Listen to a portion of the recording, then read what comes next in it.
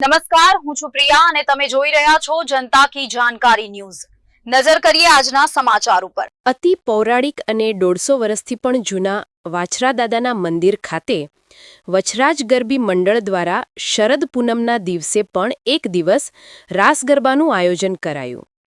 દેવભૂમિ દ્વારકાના મીઠાપુર સૂરજ કરાડી જૂના ગામ તળ વિસ્તારમાં આવેલ અને અતિ પૌરાણિક એવા વાછરા દાદાના મંદિર ખાતે શરદ પૂનમના દિવસે ઓર્કેસ્ટ્રા ઉપર લાઇવ ગરબીનું આયોજન કરાયું। વછરાજ ગરબી મંડળ દ્વારા એક નવું સાહસ કરી અને જૂના ગરબી ચોક ખાતે શરદ પૂનમની ઉજવણી કરવામાં આવી હતી। જ્યારે આ સમગ્ર આયોજન અંગે આજુબાજુ વિસ્તારમાંથી ખૂબ જ મોટી સંખ્યામાં માતાઓ બહેનો રાસ રમવા માટે પધાર્યા હતા અને આ વછરાજ ગરબી મંડળનો આભાર વ્યક્ત કર્યો હતો। જ્યારે ગરબીમાં આ વખતે પણ બાળાઓને સોનાના દાણા તથા અનેક મોટા ઇનામો આપી બાળાઓના આશીર્વાદ લેવામાં આવ્યા હતા।